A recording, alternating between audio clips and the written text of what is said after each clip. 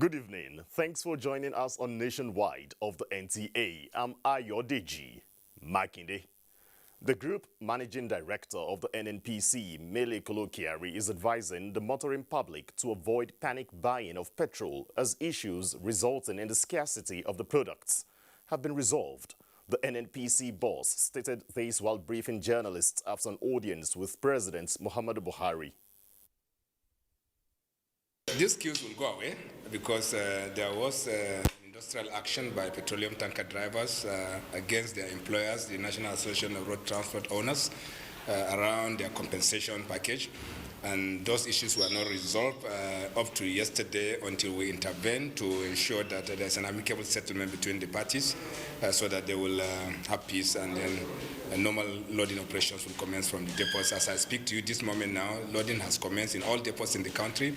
Dispatches of trucks are ongoing in all depots in the country, and they have called off the strike for a period of 1 week so that enable us to intervene and find resolution. So there's really nothing fundamental that is happening now. Mele Kyari also gives reasons while the NNPC declared that there will be no increase in fuel price for the month of May. Framework for having a fully regulated PMS market. As this is going on, we're engaging all parties and all stakeholders as government, and to make sure that at the end of the day, there's an exit that is beneficial to the ordinary man. And that is why we know we will not be able to complete that in the month of May, and therefore we declare that there will be no increase in fuel price. The military has set up an 18-month transitional council led by late Idriss Deby's 37-year-old son, Mahamat Idriss Deby Itno, just as curfew is imposed from 6 p.m. today. This followed the death of Chadian President Idriss Deby this Tuesday while commanding his army fighting against rebels in northern part of the country. Deby has been in power for 30 years. Justin Bem-Uyi reports that the army spokesman announced this on a state television. Itno vient de donner son dernier souffle en défendant l'intégrité territoriale. The Chadian army spokesman, General Azem Bemadoua Agona, said in a statement read out on state television that President Idriss Deby breathed his last breath defending the sovereign nation on the battlefield. His death came shortly after provisional election results which projected he would win a sixth term in office with 80% of the total vote cast. A military council led by Deby's 37-year-old son, Mahamat Idriss Deby, will govern for the next 18 months. The military has also imposed a nightly curfew of 6 p.m. Mr. Deby came to power in an armed uprising in 1990. He had gone to the front line at the weekend to visit troops battling rebels based across the border in Libya. Mr. Deby, 68, a career military officer who seized power in 1990 in a coup, was promoted to the rank of Field Marshal last August. He was re-elected for a 6-year term with 79.32% of the votes cast, according to provisional results announced on Monday evening by the National Electoral Body. Western countries have seen Deby as an ally in the fight against Islamist extremist groups, including Boko Haram, the Lake Chad Basin, and groups linked to Al-Qaeda and Islamic State in the Sahel. Deby was also dealing with mounting public discontent over his management of Chad's oil wealth and crackdowns on opponents. His election victory had given him a sixth term in office, but the April 11 vote was boycotted by opposition leaders. Justin Bem-Uyi, NTA News. And for the situation in Chad, we have in the studio Ambassador Dauda Danladi, former Nigerian ambassador to Pakistan. You're welcome to Nationwide. Thank you very much, What's the day we're having at the moment in Africa? Deby passes on while on front line to fight terrorism. What would you say about this great man, seeing the fact that he just won his election for the 6th time, and he also promised to celebrate the victory while fighting to secure his country? Definitely today is a very sad day for Africa. It's a sad day for West Africa and North Africa. Idriss Deby has been an indefatigable fighter against terrorism. Idriss Deby, for the past 30 years, has been able to stabilize Chad. Chad has been a cesspool of coups, a country that was ranked one of the 7 poorest countries in the world. Of course, where there is poverty, there will be insecurity. But Idriss Deby has been able to stabilize that country. And under his leadership, Chad is actively engaged in 3 key operations in the world against terrorism. Chad is a major contributor to the multinational task force. If you recall his escapades last year, he led the troops and they were able to clear the Lake Chad shoes of terrorism. As you know, Lake Chad shoes provide sanctuary to about 200 IDPs. And of course, that Lake Chad has the potential to provide about 30 million livelihood to citizens around that, living around that area. Chad again is actively engaged in the 5G Sahel countries, and it's the largest contributor with about 1,400 troops to replace the French troops in Mali. To a large extent, Chad has been able to stop the incursion of ISIS and Al-Qaeda fallouts as a result of the defeat of ISIS in Mali. Again, Chad is a major contributor to the United Nations stabilization force in Mali itself. So, in summary, today is a sad day. This is a display of the highest form of patriotism. This is a man who was a leader who was supposed to celebrate his victory, but decided to be with his troops to see the progress of the fight against terrorism and the incursion from Libya, northern Chad. So it is quite a sad day, and our condolences goes with the people of Chad and to his strong ally, the President of the Federal Republic of Nigeria, who has been a strong partner in the fight against terrorism in the Sahel region, in West Africa, and of course in Africa by extension. What are the lessons that we can learn from this distinct level of patriotism exhibited by the late Deby? I think this is a display of sacrifice, selfless service, and I think leaders that are in position should know that when they leave office, they should be able to leave a legacy. And I think Deby will be in the hearts of Africans for a very long, long time to come. Now that Deby is gone, how can the countries collaborate to ensure that they fight the common cause together and also stay united? Yeah, I strongly believe that Nigeria, under the leadership of President Buhari, would give the necessary support to the new military council to ensure that elections are held within the next 18 months. And I strongly believe that, of course, Nigeria has been a major contributor to the multinational task force. And I look forward to now the strategy that was adopted by posting former service chiefs to some of these neighboring countries, especially to Chad, to see how they can also contribute in ensuring that the multinational task force, the Sahel force, and of course the contribution to the stabilization in Mali is sustained, so that the fight against terrorism would be successful in future. And I think a lot of progress has been made, and we look forward to good progress in the future. Ambassador Dauda Danladi would like to thank you for coming on Nationwide today. Thank you. I'll be conversing with Ambassador Dauda Danladi, Nigeria's former ambassador to Pakistan, on the issue and also the lingering case right now in Chad. Let's move on the news and tell you that the Speaker of the House of Representatives, Femi Gbajabiamila, says the National Assembly is to ensure review of Nigerian foreign policy in line with federal government's drive towards addressing the contemporary security, economic and political challenges Nigeria is facing. This was part of his submission at a review of Nigeria's foreign policy in Abuja. National Assembly correspondent Abdullahi Aminu reports. Various issues capable of accelerating Nigeria's developmental processes were brought up in the Speaker's submission and that of Minister of Foreign Affairs Geoffrey Onyema at the retreat. Our nation's foreign policy should define the terms on which we engage the rest of the world to address the different manifestations of our shared challenges so that we can each and together survive through this new age of promise and peril.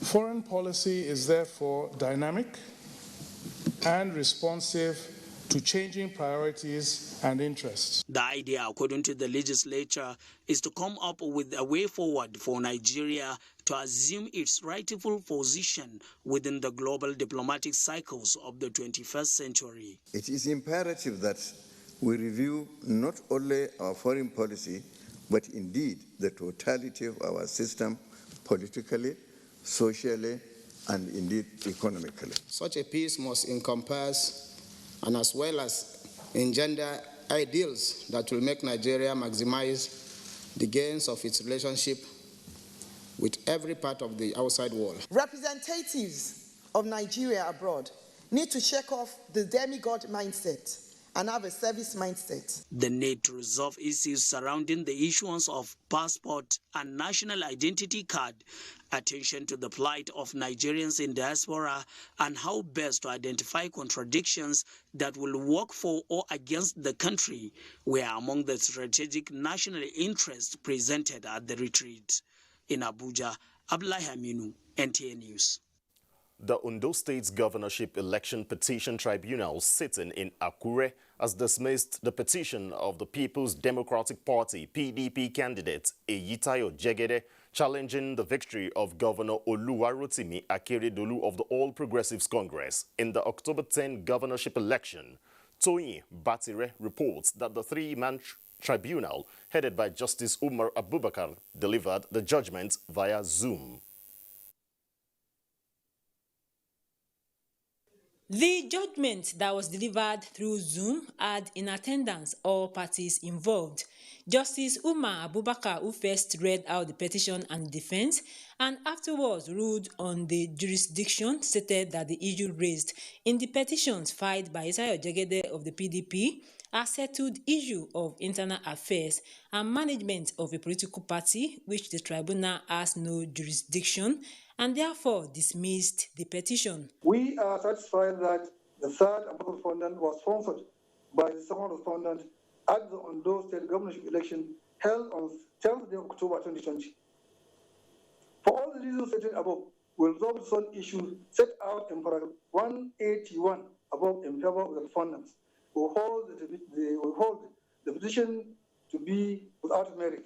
Accordingly, we dismiss the petition in its entirety. Counsel to the third and fourth respondent, Remi Olatubora, stated that the judgment will be in the good history of Election Petition Tribunal in Ondo State. I've listened with rapt attention to the judgment just delivered by your Lordship. We commend your Lordship for the wisdom. Today's judgment brought to an end the almost 6 months of proceedings on the petition filed by Eyitayo Jegede at the Ondo State Governorship Election Tribunal, challenging the declaration of Governor Oluwarotimi Akeredolu as the winner of the October 10, 2020 governorship election. In Akure, Toyin Batire, NTA News.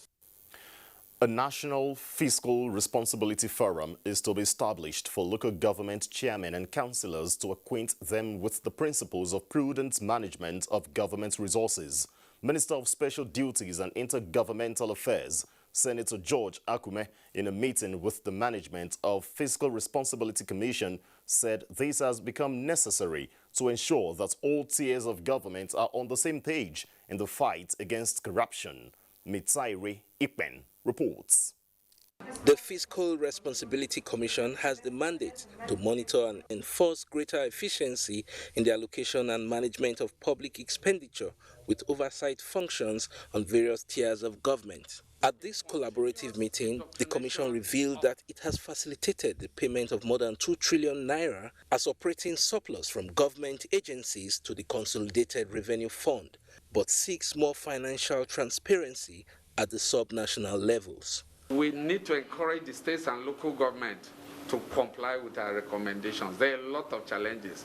Most state governments go out of their way to borrow funds, which they don't use for the purposes as clearly stipulated.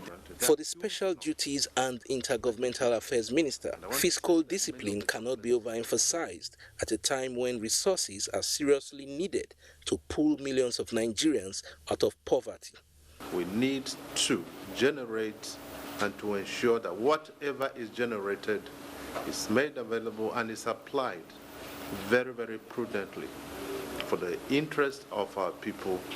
And when we talk of interest of our people, we're referring substantially to those who live in the rural areas. The minister promised to work closely with the Fiscal Responsibility Commission to verify special projects in the purview of the ministry. In Abuja, Mitaire Ikben, NTA News. As countries around the world count their COVID-19 induced losses, Nigeria has experienced a dip in revenues while expenditure increased, leaving budgetary gaps both at the federal and the subnational levels. To bridge these gaps, the Nigerian Governors Forum is mapping out strategies to shore up revenue and improve tax administration in the country. Moplang Dakok has details. Lessons learned from the COVID-19 pandemic cut across all sectors of the economy, and this session by the Nigerian Governors Forum is categorical that the lesson for tax administration points to one direction: the need for a digital future. The road to technology adoption by tax administrations is now critical.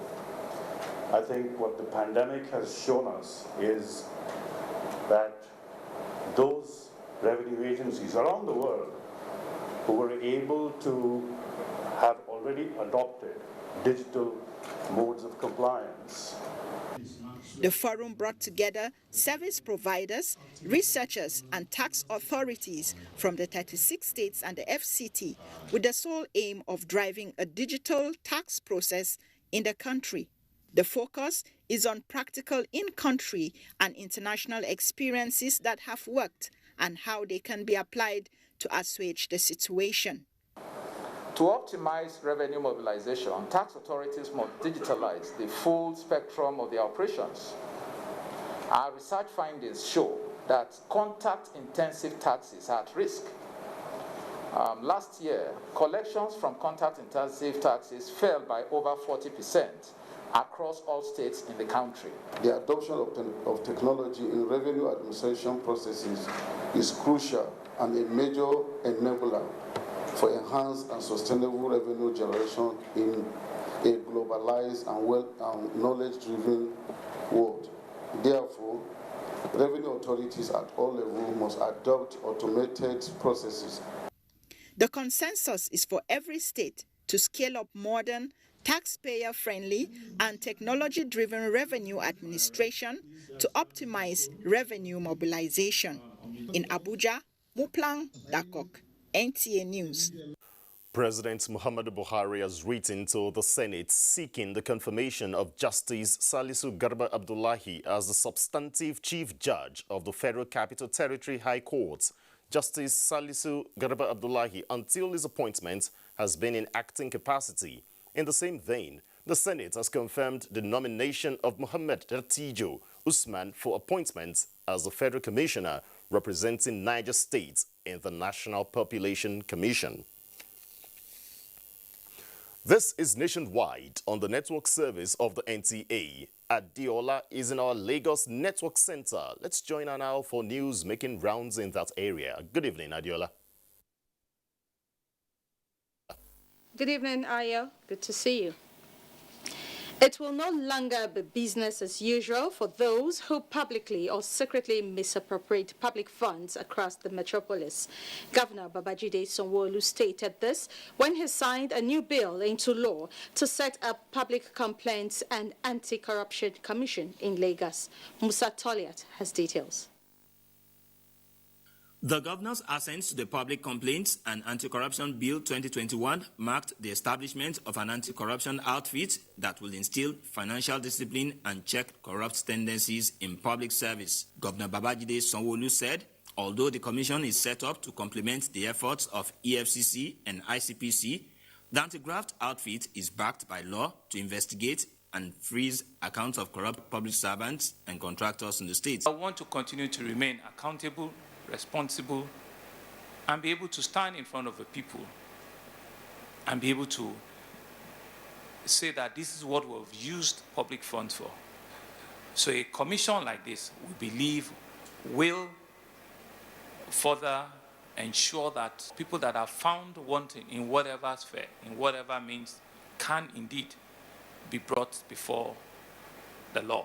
When the House of Assembly approved budgets and all this money has been taken to various MDAs, we want to know the way and manner in which they spend this money. Governor Sanwo-Olu also signed into law the Lottery and Betting Bill 2021, aimed at harmonizing lottery and related activities under an effective regulatory regime. The governor is expected to appoint a chairman for the Anti-Corruption Commission, subject to the approval of the Lagos State House of Assembly.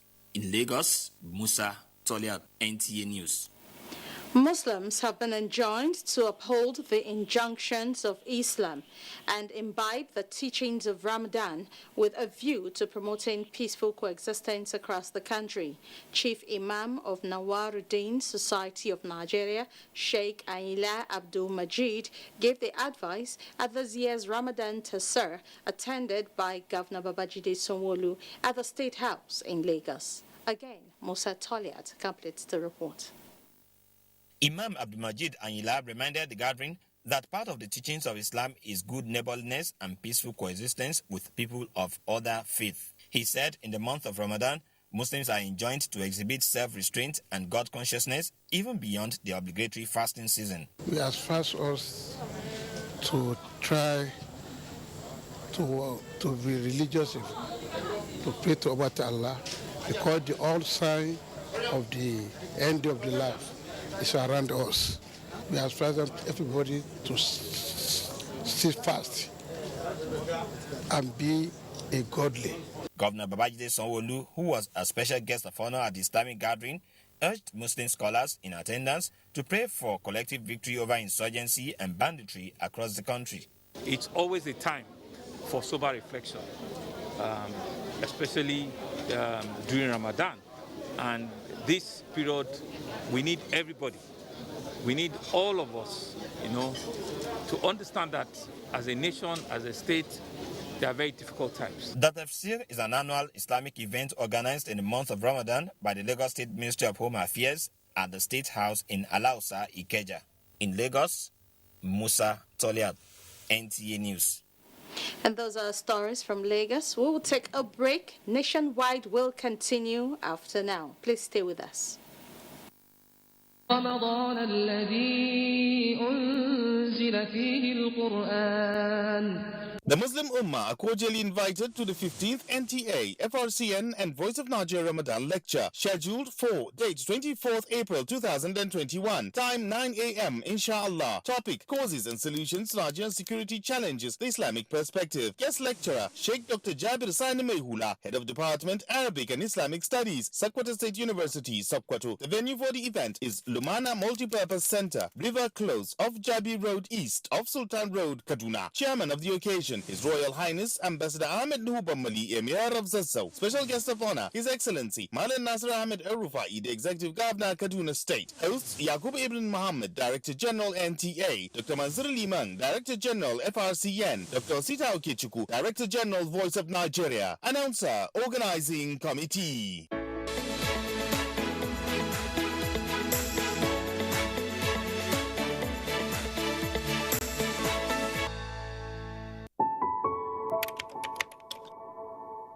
As Oni of Ife, as someone who cares about the well-being and safety of our people, it's time for each and every one of us to realize that COVID-19 is real and it has killed millions of people around the world. Scientists have developed this vaccine.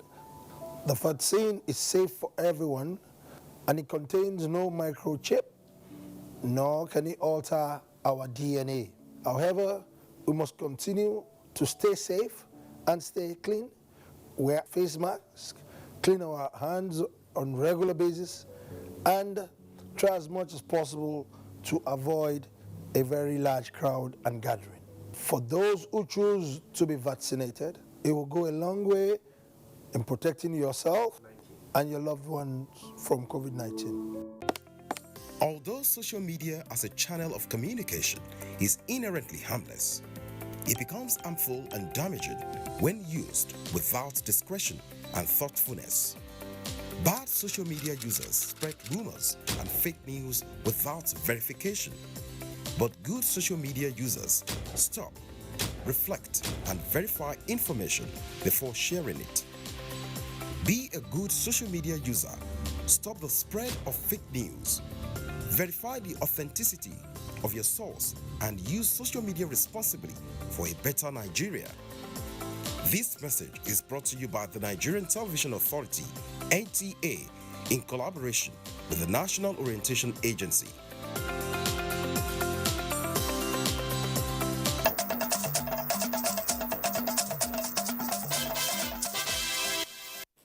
You're welcome back. Bearing in mind that investments in the solid minerals sector takes 5 to 7 years before yielding results, effective and procedural implementation of policies and programs are critical in the realization of such benefits. Minister of State for Mines and Steel Development Uchechukwu Oga made the observation when the Senior Executive Course 43 participants of the National Institute of Policy and Strategic Studies NIPS visited the ministry in Abuja. As a sector on a rescue mission, the minister gives detailed activities of the ministry and areas that need intellectual suggestions for optimal performance. The solid minerals sector will trigger industrialization, which will lead to achieving the goals of creation of massive job opportunities, creation of wealth, economic diversification, and poverty reduction.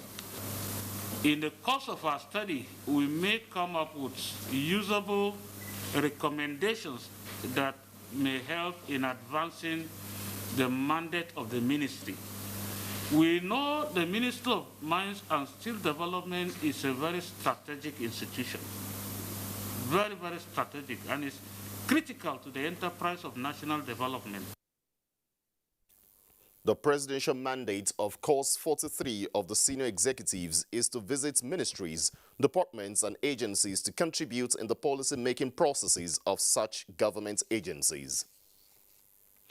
Now, battling maritime threats on one hand and COVID-19 on the other amidst budgetary restrictions due to the pandemic, the Nigerian Navy at its annual retreat is charting a new course in maritime security, which the Chief of the Naval Staff says will enhance its operational efficiency. Defense correspondent Naja'atu Tijani reports. A gathering of military minds working together to proffer strategic solutions to operational challenges facing the Nigerian Navy under the new normal.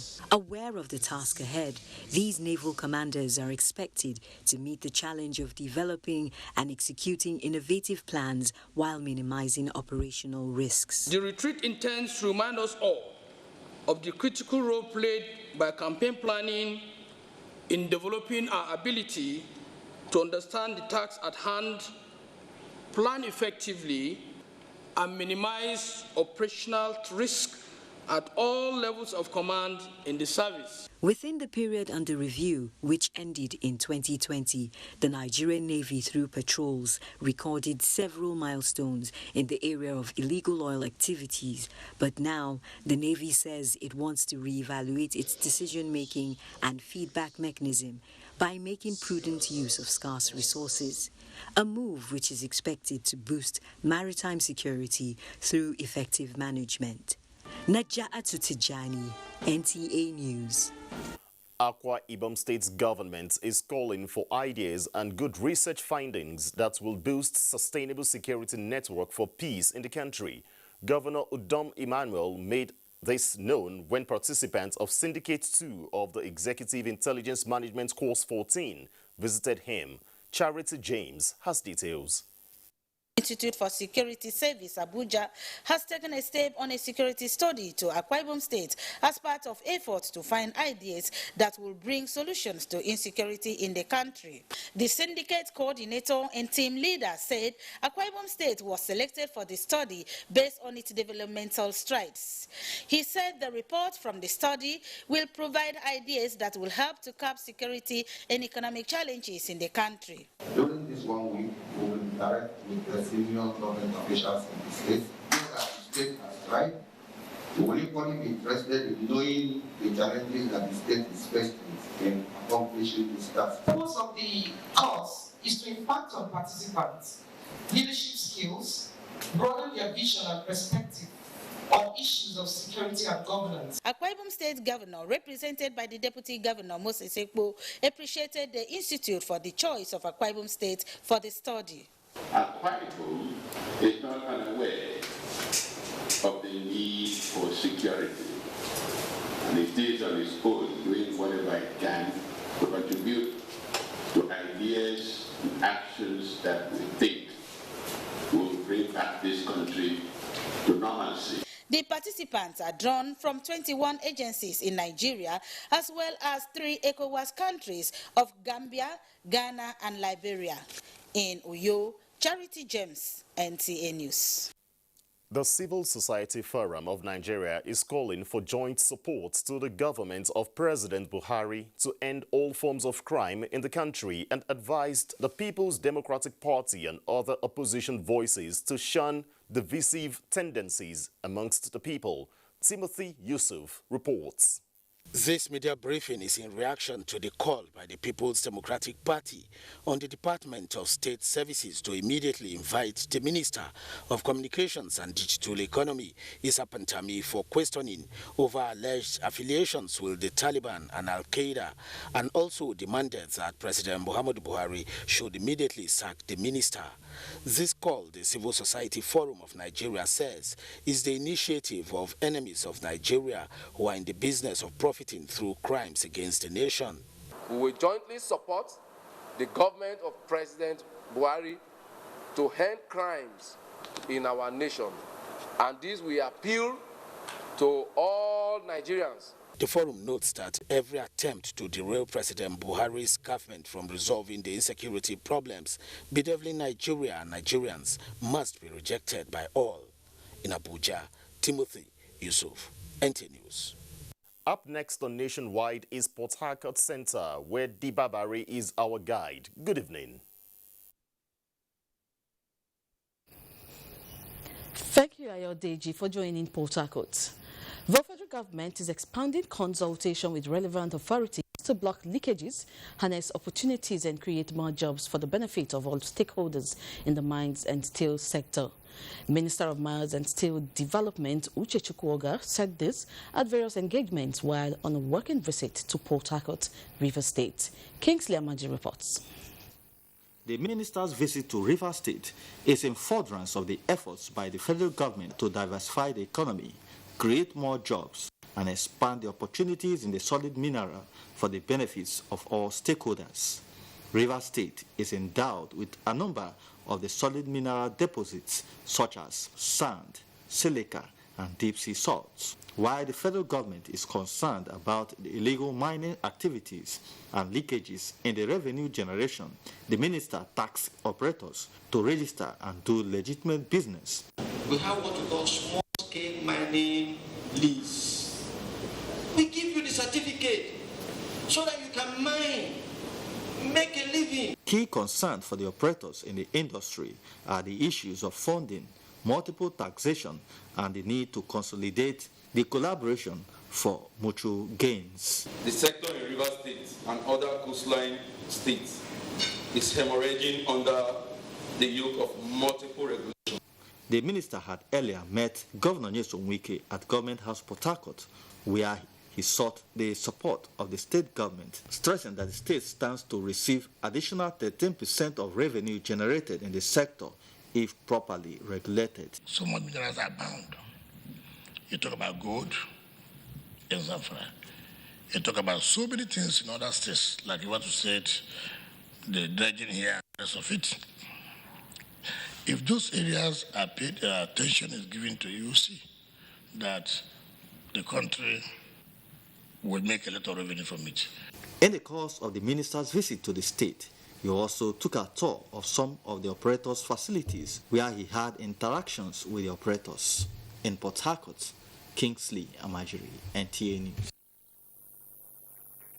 Former President of Nigeria, Dr. Goodluck Jonathan, has urged state governments to strengthen healthcare system for better service delivery. He was speaking at a health summit targeted at improving healthcare delivery in Bayelsa State. Fred Owefi reports.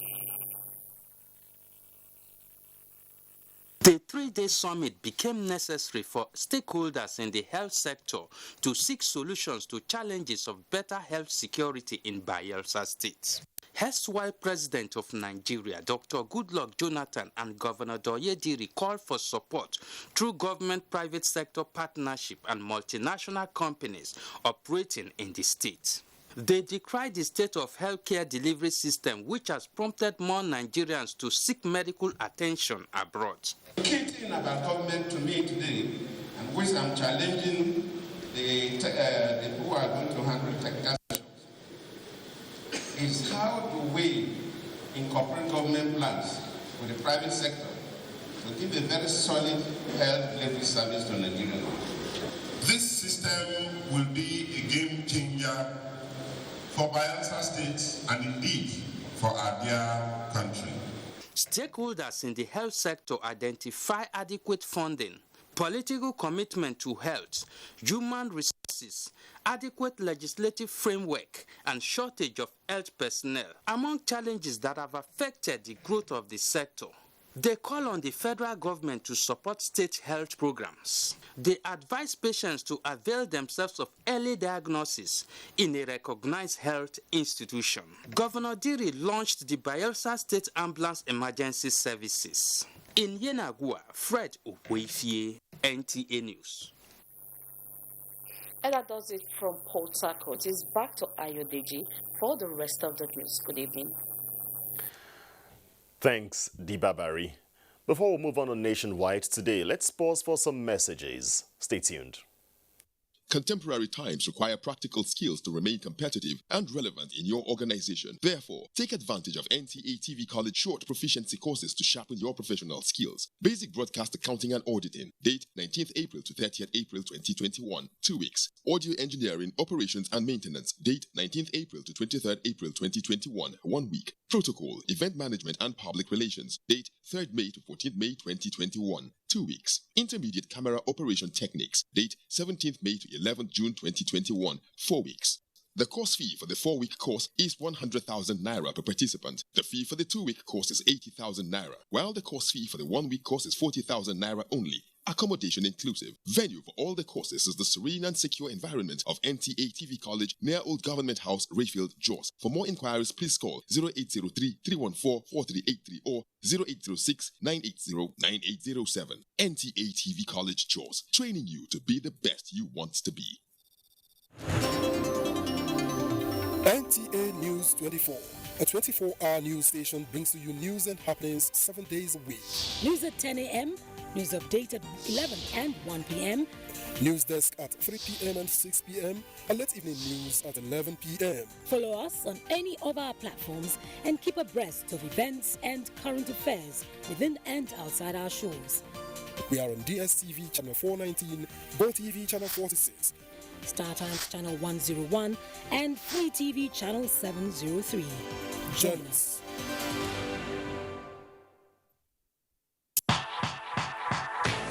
It's the dawn of a new era on NTA's flagship program, the Sports Parliament, revitalized with lots of varieties, including feedback responses from viewers. Sports Parliament, the weekly sports show that exposes all the intrigues in the Nigerian sports sector and projects an agenda on the way forward for Nigerian sports. On NTA every Thursday at 10:30 p.m. running for 1 whole hour discussing sports. The parliamentarians are more committed than ever to enlighten the viewers as the Sports Parliament takes it to a whole new level on the floor of the House. Keep a date with the Sports Parliament as motions are moved every Thursday on the floor of the House. Mr. Speaker, with his gavel to harmonize sports resolutions. The House have it.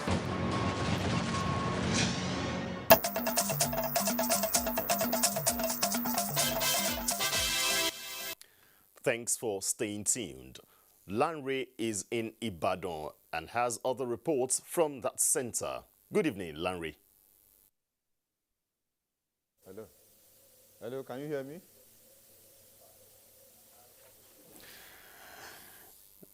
Seem to be some obvious challenges with our Ibadan Network Center at the moment. But back here, let's tell you that Yobe State's government, in collaboration with the United Nations Development Program, has distributed 75 million naira cash grants to 1,500 IDP returnees in Buniyadi. Yobe State's Governor Mai Malabuni commended the UNDP for partnering the state's government and supporting resettlements, rehabilitation and recovery programs to improve people's lives. Adam Yusuf Ali reports. Headquarters of Gujibo local government area of Yobe State was the most affected town at the peak of Boko Haram insurgency, with all residents fleeing, lives lost and their houses destroyed. 5 years after returning and settling, the need to build returnees' confidence becomes imperative, and therefore the decision by the Yobe State government to economically support these 1,500 women with 50,000 naira cash grant. Governor Mai Malabuni says government, in collaboration with United Nations Development Program (UNDP) under the Stabilization Facility and Recovery Program, is supporting the vulnerable women, as his administration recently distributed pairs of goods and 10,000 naira to 5 women in each of the 178 political wards across the state. Similarly, 3,000 women were supported through the State Ministry of Women Affairs with 20,000 naira each to improve their in-air grocery, chin-chin, and soya biscuit awara making business. Commissioner of Humanitarian Affairs and Disaster Management, Dr. Abubakar Garba Ilya, said this is another milestone in assisting people in need in conflict-affected communities. In Damaturu, Adam Yusuf Ali, NTA News. In the spirit of Ramadan fast, Nigeria's First Lady Aisha Muhammadu Buhari has rolled out additional consignment of food items to vulnerable in Kano State under a pet project, Future Assured. Muhammad Rabiu Ali has details. The benevolent gestures of the Nigeria's First Lady Aisha Muhammadu Buhari have continued to impact on the lives of the less privileged in Kano. Many foundations and women groups received donations for onward distribution to targeted individuals, which is a modality being adopted to achieve wider coverage of the exercise. We are here on behalf of Her Excellency, Dr. Aisha Muhammadu Buhari, to present some items to various NGO, about now, in fact, very many of them, to distribute this item to the needy on her behalf. We are saying thank you, Your Excellency Hajia Dr. Aisha Buhari, the First Lady of Nigeria, for your efforts. Her Excellency, the First Lady of Nigeria, Dr. Aisha Muhammadu Buhari, she's given us, we youths, she's given us the privilege to reach out to the people that are in need. Items donated include millet, rice, and sugar. Special Assistant to the First Lady, Hadi Uba, is optimistic of reaching out to more vulnerable groups, as it is the desire of the First Lady to put a smile on the faces of the less privileged in the society. Muhammad Rabiu Ali, NTA News. Now let's re-establish contact with our Ibadan Network Center, where Lanre is standing by and will be telling us about cultural integration in the Peseta states. Good evening, Lanre.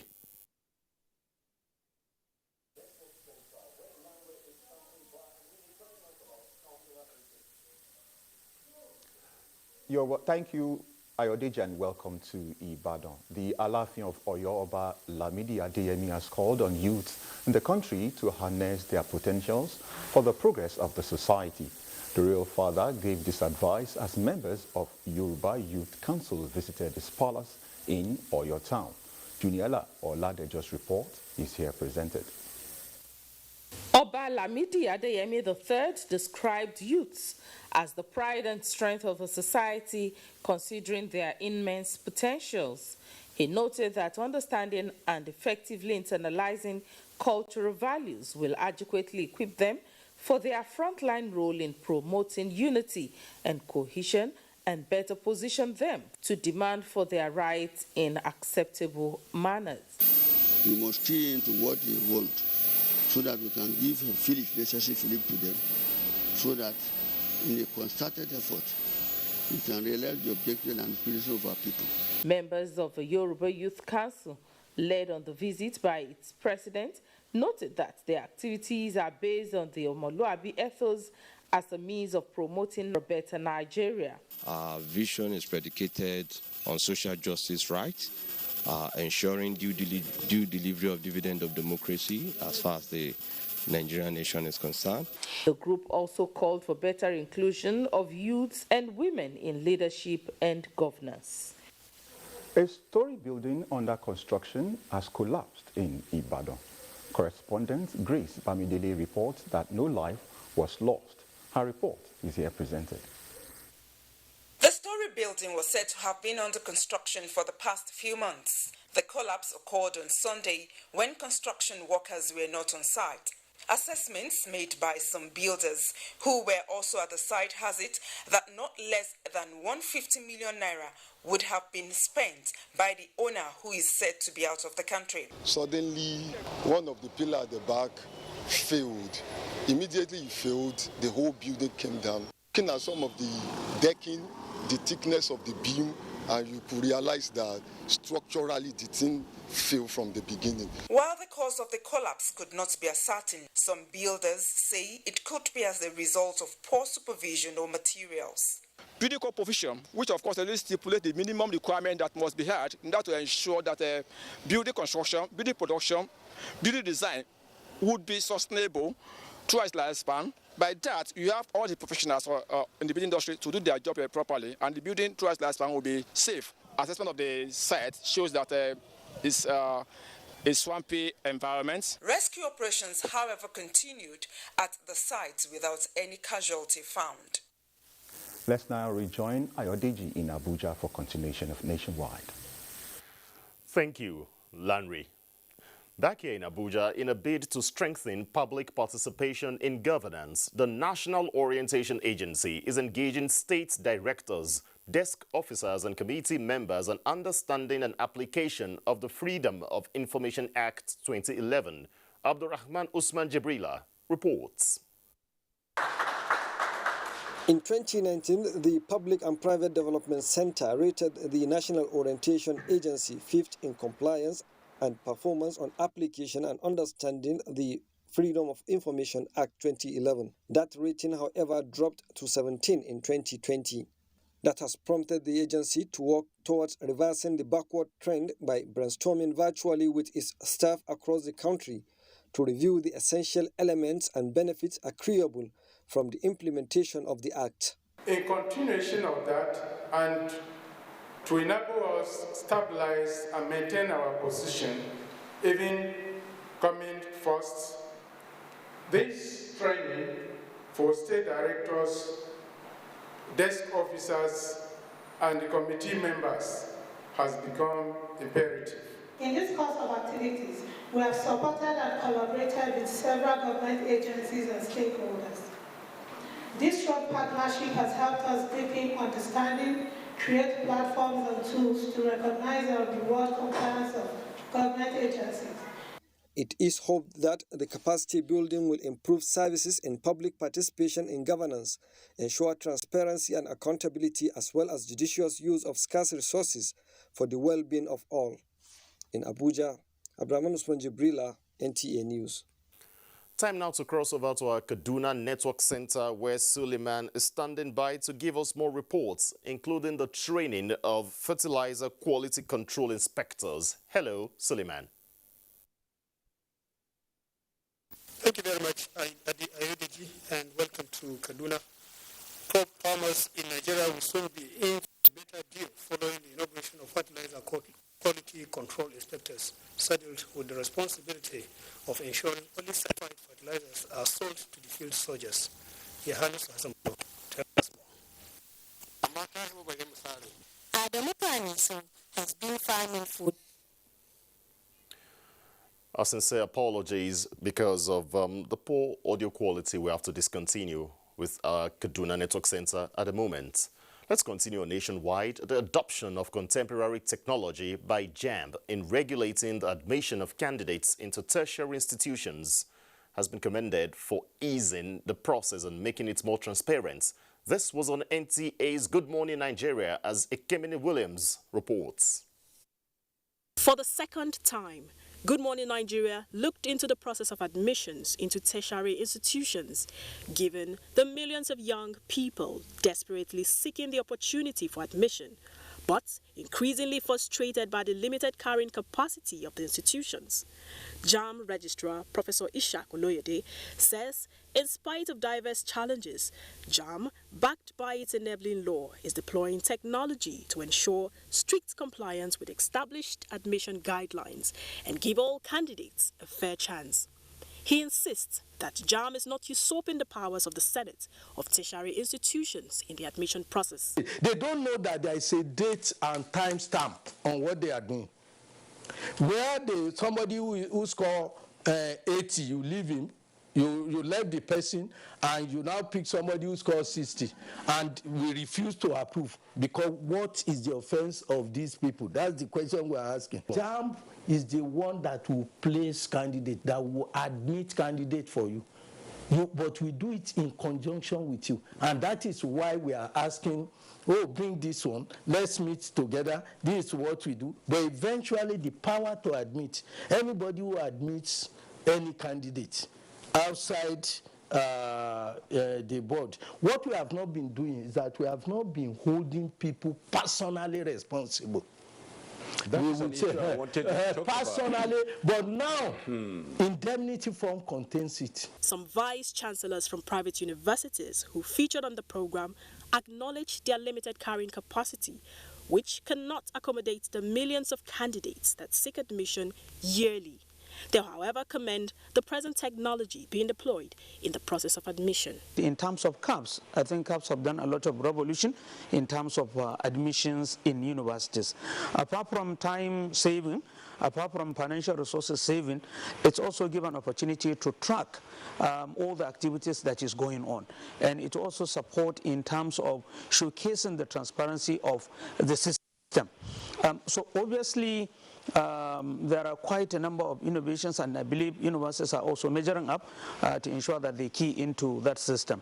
Maybe the CAPS, if there is any limitation about it, is the fact that sometimes, the awaited result issue gives some concern. And you have rules and regulations, you follow it, you are good to go. And that has made our own job here a lot easier.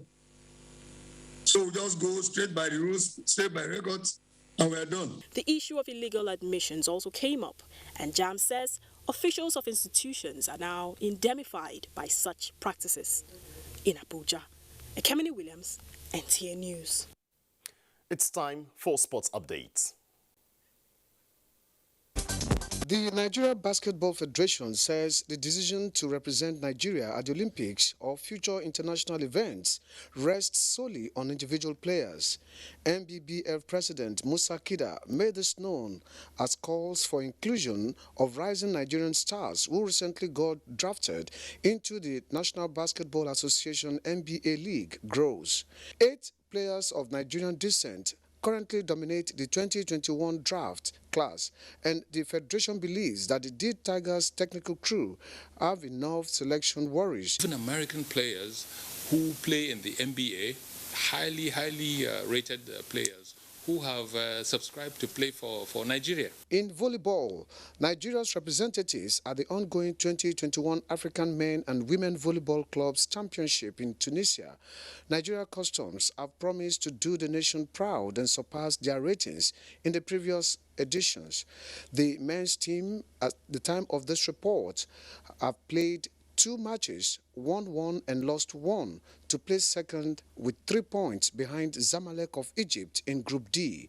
Meanwhile, Customs men's team will be playing in the last group match on Tuesday evening, while women's team is expected to join others to commence theirs on Wednesday. We are expecting that the female team will improve and the male team will go and perform credibly well in the championship. In football, Day 2 actions have been concluded Tuesday at the ongoing Nigeria Women Football League Super 6 competition as Sunshine Queens defeated Edo Queens 2-1 among other results at the Ijebu-Ode venue.